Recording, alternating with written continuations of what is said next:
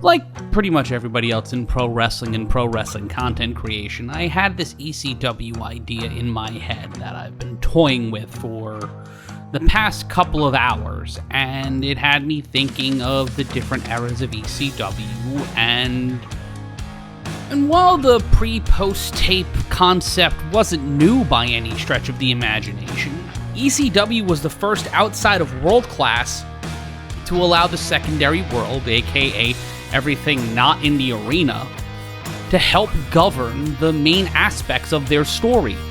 See, ECW fans would need to watch the television show, even if they were at the tapings for each week that they aired, because it was one of the few, if not only, TV shows in wrestling that governed themselves that way, as the primary TV show of the territory, promotion, etc., where post-tape content or stuff that happened before or after the match were really a key catalyst, and you wouldn't see them in the arena or the venue.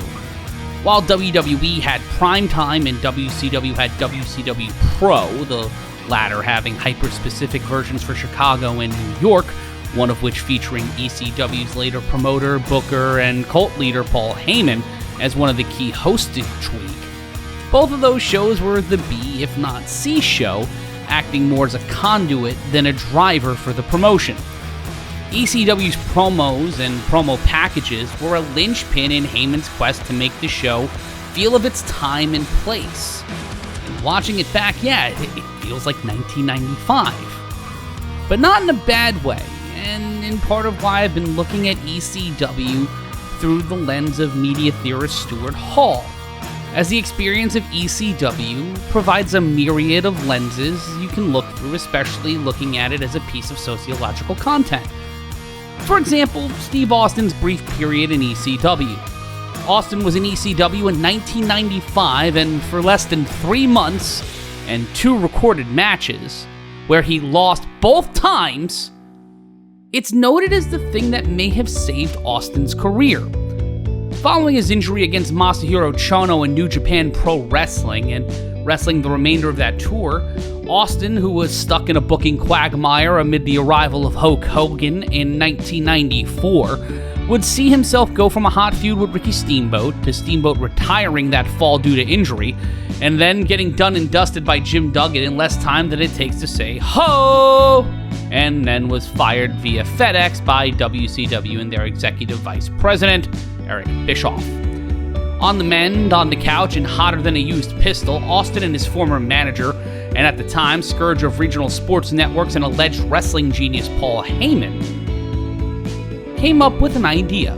Heyman, as mentioned earlier, was just about 2 years into his run as booker in ECW, and was nearly completing, if not already completed, a deal to buy ECW from its founder Todd Gordon, who would become more of an on-camera frontman a la Eddie Marlin, as Heyman would finally have full control of a wrestling company just under a decade removed from moving from photographer to magazine editor and then ultimately manager.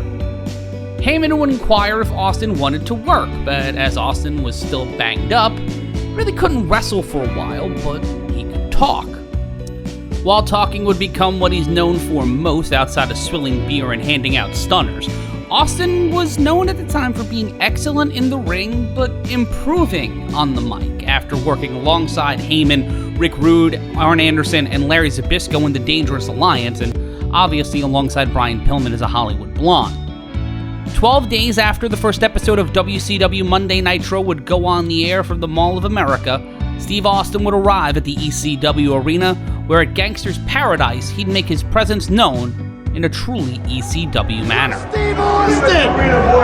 You know, that's where you're wrong, Mean Joy, because Steve Austin doesn't have what it takes to get it done in the ECW, brother. I was never allowed to reach past mid-card status in the WCW, brother. So you know what, dude? I looked at the greatest heavyweight champion of all time, brother, and I knew that I had to save my prayers. I had to take the vitamins. Brother, I had to start training again. I had to get my mind right to do what it takes to get it done in the ECW, dude. Now let me tell you something. I've been saying, Steve-a-mania! Oh, bro, I'm a Steve-a-mania, dude! Let me tell you something, dude. The Steve's just here. Steve-a-mania's gonna run wild on the ECW, brother. Steve-a-mania. I'm taking the vitamins. I'm saying my prayers.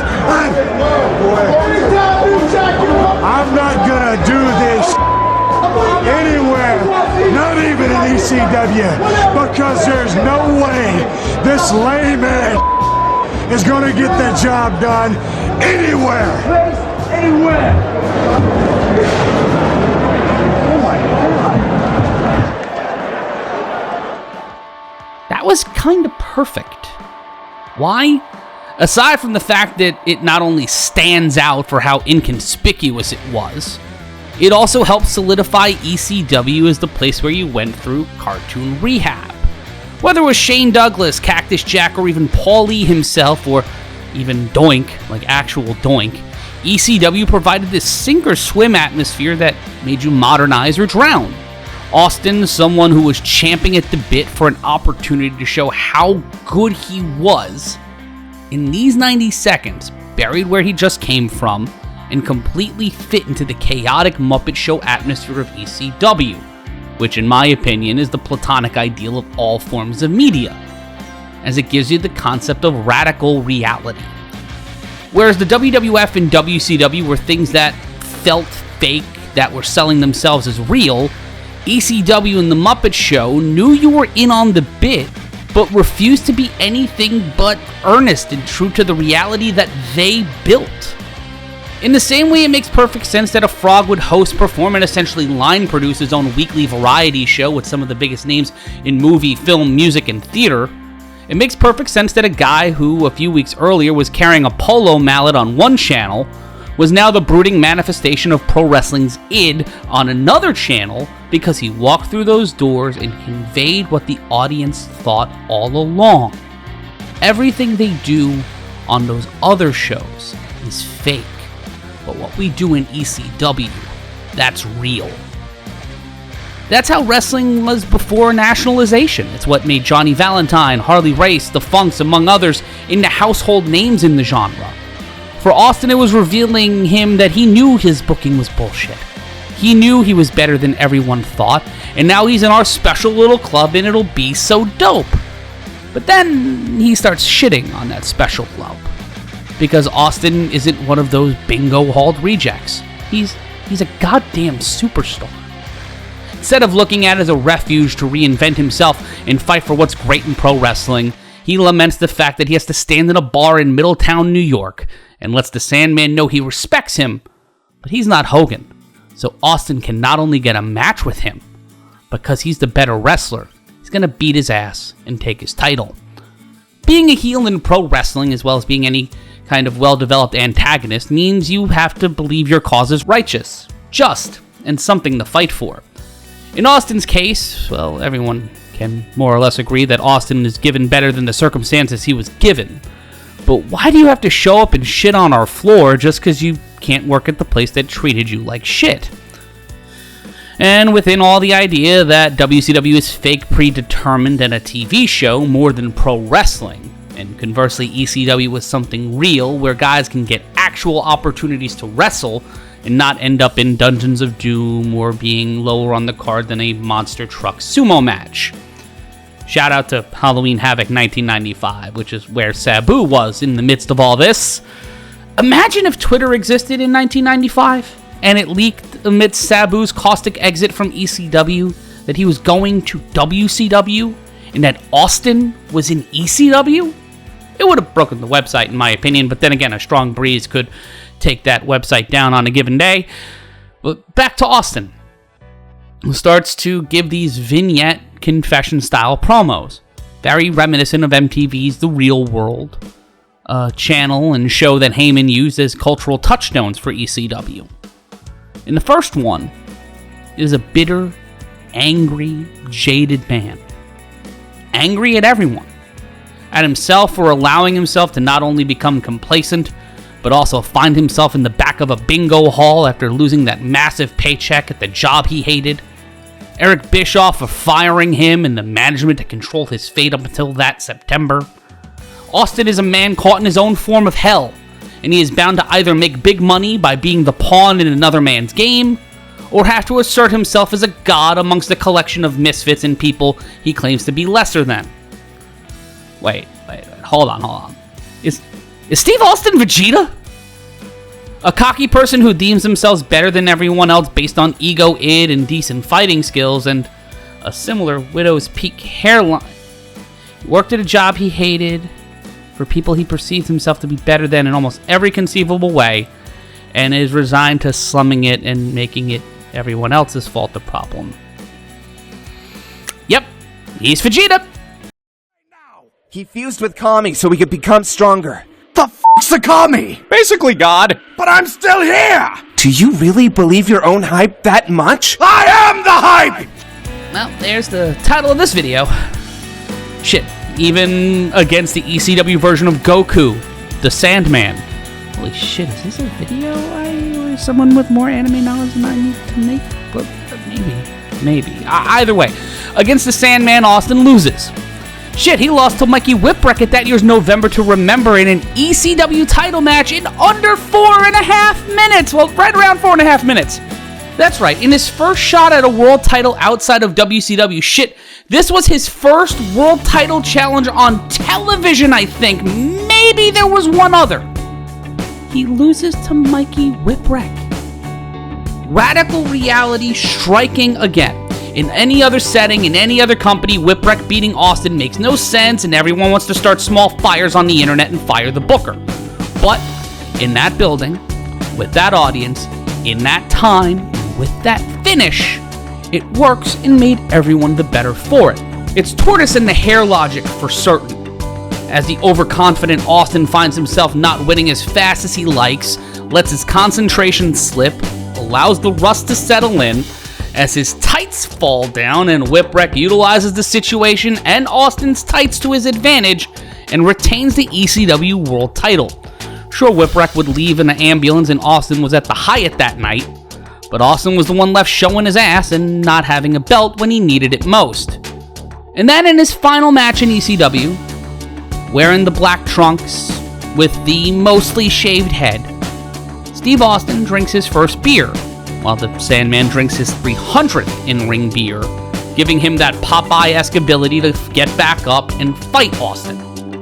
But Austin, who resorted to brass knuckles, would see them used against him as a bumped referee, would not see Austin's foot on the rope, and the Sandman would walk out of December to Dismember the ECW World Champion, and Mikey Whipwreck would be saved from taking the pin that would lose him the title. And then there's the final promo. In that confession style again, Austin just staring at the camera, where he walks through that door fully realized. But 6 to 11 months before the world can truly see it, Austin cops to being rusty, cops to Mikey and the Sandman pinning him. He gives all the excuses but realizes that they're just that, and that if he wants to be the man, the work has to come with it. Still bitter, still disrespecting ECW the same way their fans disrespected him. And then there's the lunch pail rant. The castigating of the working man long before he took a sip of beer for the working man, or personified the man who had a jack-off yell at him as he would 2 years later. It's less of a promo than it is a prophecy, a mission statement, or possibly a cautionary tale, as Austin would, after being disgusted with the last 4 years of his life, walking out of ECW, would become the ringmaster just 9 days later, after his second shot at the ECW World title, where he'd beat Matt Hardy on Monday Night Raw 2 seconds faster than Mikey Whipwreck beat him at November to Remember. But that doesn't matter. The story, the path, the moments, those were what mattered, and as I ponder the reasons why people in wrestling at all levels still try to chase those 3 letters in an era all but abandoned to history, it feels like it's less about the style and the characters as it was what they meant in that moment to those people, and how all generations after were taught this is how it was supposed to be, and ape it instead of finding what fits their generation or what could take on the next evolution of this business, which we would see in fits and starts over the past 25 years. The more you commodify and objectify a revolution, the more the message is diluted. The message of ECW to me, and to some extent this brief run for Austin, and to a larger extent some of the names referenced in this video, is that media, especially pro wrestling, needs to foster an authentic and genuine connection with its audience to build and define something that is of that moment and that era. It's why people love TBS wrestling pre the buyout, and why the territories worked and lasted for as long, and in some instances more successfully, than this modern methodology of pro wrestling. Instead of living through the lens of what was, success and growth come from looking through the lens of what could be, and shaping and defining from there, never losing what works, but reframing it for the changing styles and tastes of your audience. Well, there's that, man. I hadn't done one of these in a while. Sorry for the delay. Real life stuff is being real life stuff. But more things like this, and historically speaking, coming through the holidays as I try to stop letting my work take over my life so I can do more work. Right. Either way, you can like, comment, subscribe, and if you can go to Patreon like these sweet babies, you can help get Olive a steak. Thank you. I love you. Bye-bye.